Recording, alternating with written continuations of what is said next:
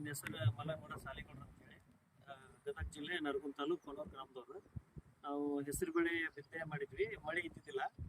ಮಳೆ ಆಮೇಲೆ ಆಮೇಲೆ ನಾವು ಇದನ್ನ ಎಣ್ಣೆ ಹೊಡಿಬೇಕು ಅಂತ ಹೇಳಿ ಹಂಗ ಚರ್ಚೆ ಮಾಡಿದಾಗ ನಮ್ಮ ಸಚಿನ್ ಪಾಟೀಲ್ ಅಂತೇಳಿ ಒಬ್ರು ಇದನ್ನ ಮಾಡಿದ್ರು, ಸ್ಪ್ರೇ ಮಾಡ್ರಿ ಚೆನ್ನಾಗಿರುತ್ತೆ ಅಂತೇಳಿ.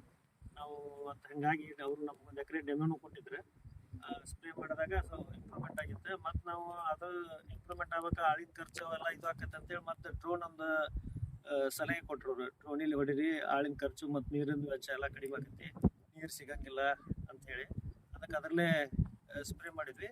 ಒಮ್ಮೆ ಸ್ಪ್ರೇ ಮಾಡಿದ್ವಿ, ಚೆನ್ನಾಗಿತ್ತು. ಮತ್ತೊಮ್ಮೆ ಸ್ಪ್ರೇ ಮಾಡಿದಾಗ ಮತ್ತಷ್ಟು ಇಂಪ್ರೂವ್ಮೆಂಟ್ ಆಯ್ತು.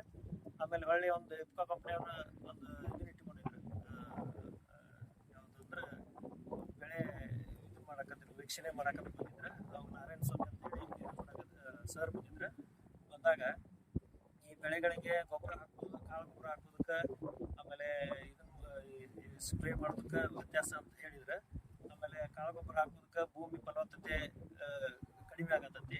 ಮುಂದಿನ ಪೀಳಿಗೆಗೆ ನಮ್ಮ ಬೆಳೆ ಸಾಕಾಗೋದಿಲ್ಲ, ಪೂರ ಎಲ್ಲ ಭೂಮಿ ಹಾಳಾಗಿಬಿಡ್ತೈತಿ.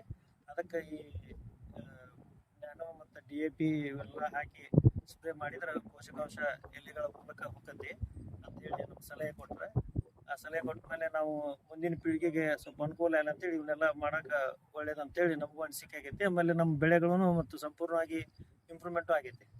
ಅದಕ್ಕೆ ಎಲ್ಲರೂ ಇದನ್ನ ಸ್ಪ್ರೇ ಮಾಡೋಕೆ ಅಡ್ಡಿಲ್ಲ ಅಂಥೇಳಿ ನಮ್ಮ ರೈತ ಬಂದವರಿಗೆ ಮನವಿ ಮಾಡ್ಕೊತೀನಿ.